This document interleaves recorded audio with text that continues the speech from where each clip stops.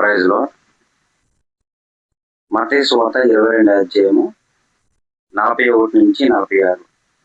ఒకప్పుడు పరిచయులు కూడి ఉండగా యేసు వారిని చూచి, క్రీస్తును గూర్చి మీకేమి తోచున్నది, ఆయన ఎవని కుమారుడని అడిగాను. వారు, ఆయన దావీదు కుమారుడని చెప్పారు. అందుకు ఆయన, అలాగైతే నేను నీ శత్రువులను నీ పాదముల క్రింద ఉంచు వరకు నీవు నా కుడిపార్శ్వమున కూర్చుండమని ప్రభువు నా ప్రభుతో చెప్పాను అని దావీదు ఆయనను ప్రభువని ఆత్మవలన ఎలా చెప్తున్నాడు.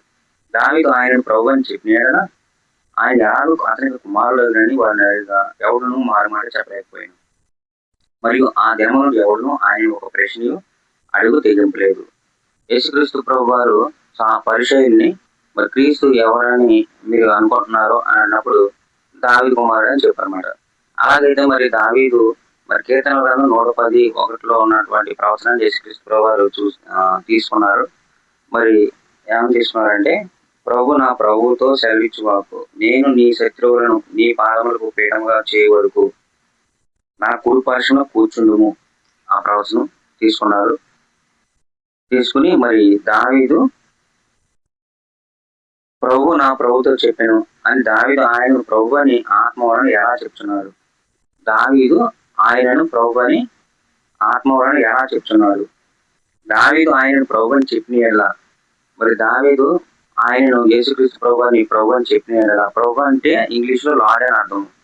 కాబట్టి అక్కడ ప్రభు నా ప్రభుతో చెప్పిన మాట my lord, the lord shed అంటూ మై లార్డ్ అంటే ఇక్కడ దేవుడు నా దేవుడితో చెప్పిన అని.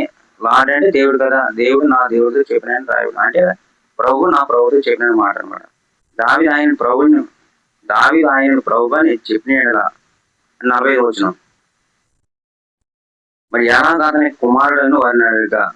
కాబట్టి దావీదు మరి ఆయనను అంటే యేసుక్రీస్తుని ప్రభు అని చెప్తే, అంటే దేవుడు అని చెప్తే, మరి కుమారుడు ఎలాగ అవుతాడు అని పరిచయులు తిరిగి ప్రశ్న వేస్తాడు యేసుక్రీస్తు ప్రభు వారు. అప్పుడు వాళ్ళు ఎవరు కూడా ఒక ప్రశ్న ఎవడును మారు మాట చెప్పలేకపోయాను. మరియు ఆ దినము నుండి ఎవడును ఆయన ఒక ప్రశ్న అడగ తెగింపలేదు. కాబట్టి యేసుక్రీస్తు ప్రభు వారు ఇక్కడ దేవుడుగా మరి చెప్పుకున్నటువంటి విషయాన్ని మనం కనుక్కోవడం జరిగింది. కాబట్టి దావీదు కుమారుడు అంటే యేసుక్రీస్తు ప్రభు వారు దేవుడు అని అర్థం చేసుకోవాలి. God bless you.